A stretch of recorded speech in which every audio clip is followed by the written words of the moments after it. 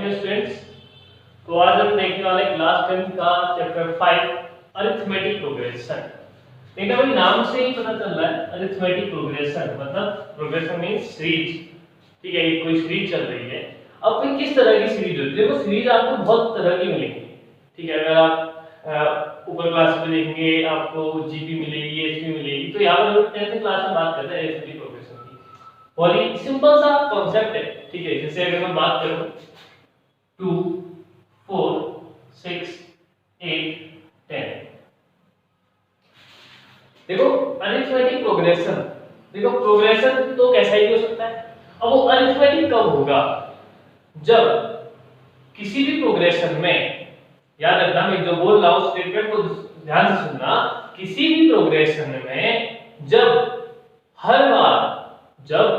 हर बार next term minus previous term, यानी कि difference of next term minus previous term हर बार क्या रहे? सेम रहे, तो that progression is called arithmetic progression.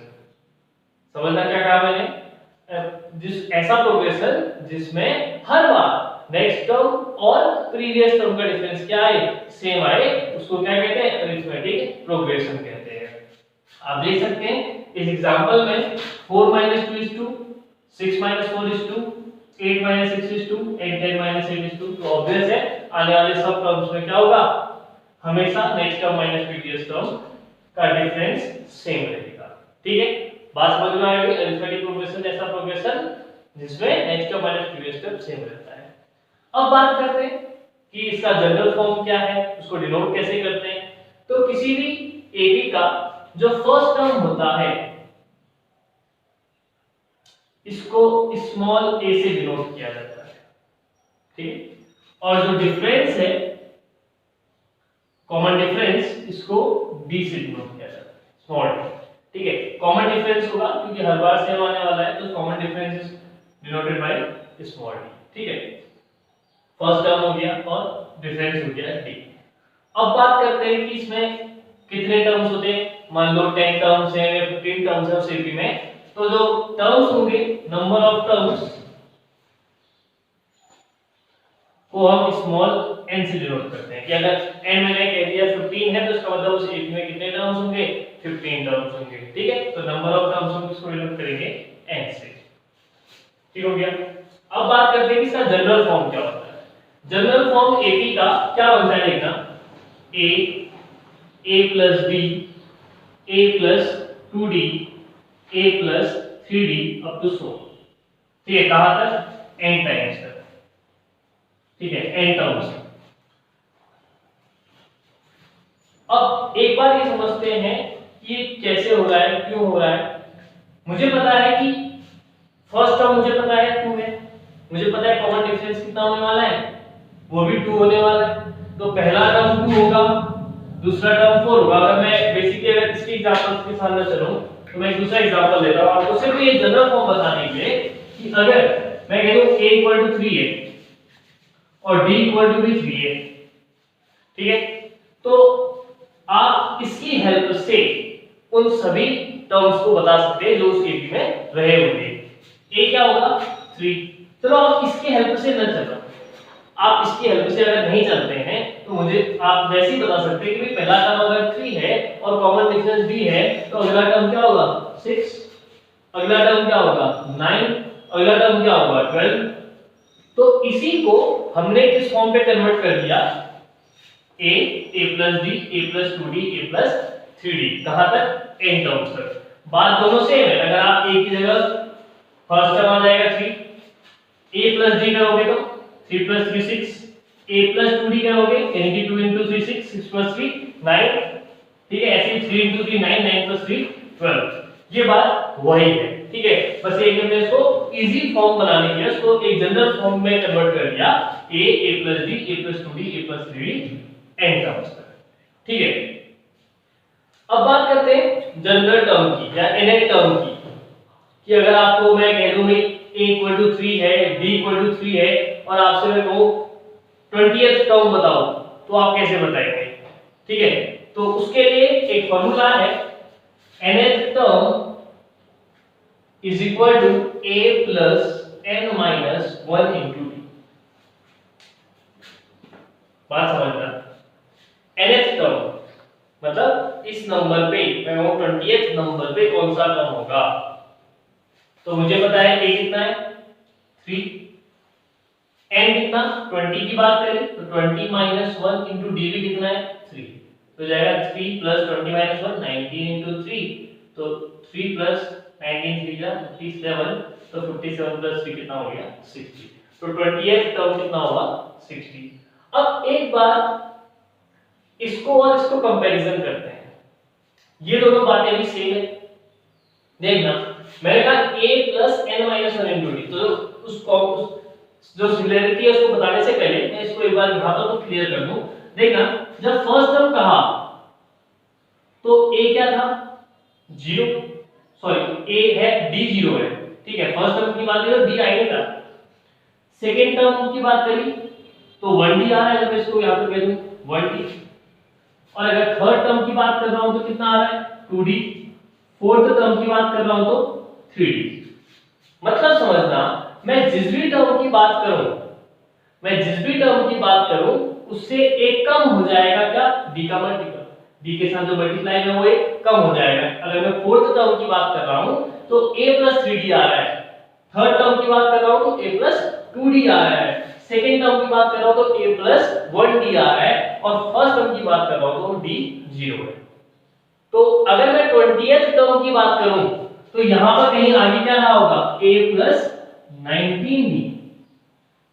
Basically यहीं से इस वाले फॉर्मूले को आप समझ सकते हैं कि जिस भी टर्म की बात हो रही है उससे एक कम हो जाएगा और उसको आप d से मल्टीप्लाई कर देंगे, तो आप देख सकते हैं ये फॉर्मूला वही है। a तो ऐड होना है, a सब में ऐड होगा, जिस भी टर्म की बात हो रही होगी अगर 20 की बात हो तो उससे एक कम होके d से मल्टीप्लाई हो जाएगा, ठीक है। अब हम जब शुरुआत से देखेंगे तो आपको बातें समझ में आएंगी कि कहां से ये बना और कहां से ये आ रहा है, ठीक है। आप जिस भी नंबर की बात कर रहे हो उससे एक कम हो गया हम d से मल्टीप्लाई कर दे रहे हैं, ठीक है, तो वो जा रहा है आपका nth टर्म। बात समझ में आ गई, ठीक है। अब nth टर्म की बात होगी, अब एक बार इसमें लास्ट टर्म की बात भी कर लेते हैं। तो कभी-कभी आपको nth टर्म की जगह लास्ट टर्म दिया रहता है, तो then also you will use the same formula when last term is given, so l equal to a plus n minus 1 into d, ठीक है। इतनी बात समझ में आ गई होगी, राइट। अब देखते हैं सम ऑफ n टर्म्स। अभी हमने देखा कि किसी भी एपी में आप nth टर्म कैसे निकालेंगे, ठीक है, या फिर a क्या होता है d क्या होता है, जनरल फॉर्म क्या होती है हमने देखी a plus d a plus 2d। अब देखते हैं सम ऑफ n टर्म्स। नॉर्मल है भाई, 2 4 6 8 10 दिया, ठीक है। मैंने कहा भाई टर्म्स तो दे दिए, सम भी तो चाहिए, और ऑप्शन क्या है, ठीक है।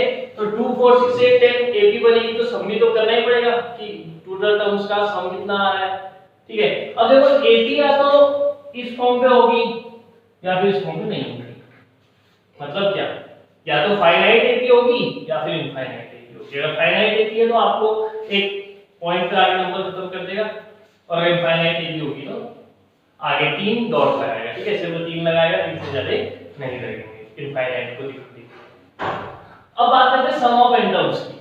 तो यहां पर वो फॉर्मूला बनता है Sn इक्वल टू, Sn मतलब sum of n terms, n upon 2 2a plus n minus 1 into d।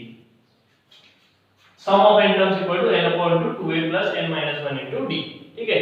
और बेसिकली ये टर्म्स कभी-कभी a1 a2 a3 ऐसे भी डिनोट करते हैं, ठीक है। छोटी सी बात है, तो बहुत ज्यादा बड़ी बात नहीं है, ठीक है। तो Sn equal to n upon 2 2a plus n minus 1 into d, और नॉर्मली a कहेंगे तो a वर्ग की बात हो रही है, ठीक है। अब इसको एक बार थोड़ा सा इसका फॉर्म बदलने की कोशिश करते हैं। अगर मैं इस 2a को a plus n minus 1 into d कह दूं, अगर मैं इसको क्या कह दूं n upon 2 a plus a, 2a मतलब a प्लस a, ओके। तो n अपॉन 2 a प्लस, अभी देखा था 2 मिनट पहले, a plus n minus 1 into d क्या होता है an, ओके। तो Sn इक्वल टू क्या बना n upon 2 a plus an, और जब लास्ट टर्म दिया होगा तो वही चीज क्या हो जाएगी, Sn equal to n upon 2 a plus n। मतलब क्या है, अगर आपको a और d पता है, n पता है, तो आप इस फॉर्मूले का यूज करेंगे। और आपको फर्स्ट टर्म और लास्ट टर्म और n पता है, नंबर ऑफ टर्म्स पता है, तो आप इस फॉर्मूले का यूज करेंगे। ठीक है, बात समझ में आ गई। अगर मैं एग्जांपल ले लूं, इस एग्जांपल को ले लेते हैं, इसको हम फाइनाइट बना लेते हैं एक बार के, फिर इसको इनफाइनाइट दिखा देंगे।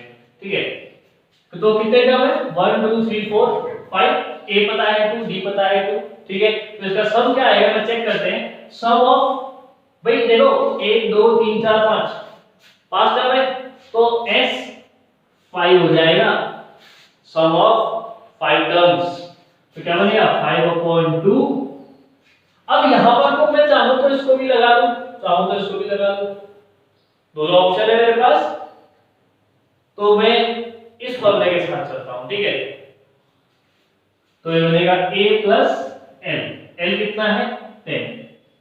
ठीक है, तो हो जाएगा आपका सम ऑफ 5 टर्म्स, a कितना है 2, तो बना 5/2, 10 प्लस 2 12, 2 6 जा 12, 6 5 जा 30।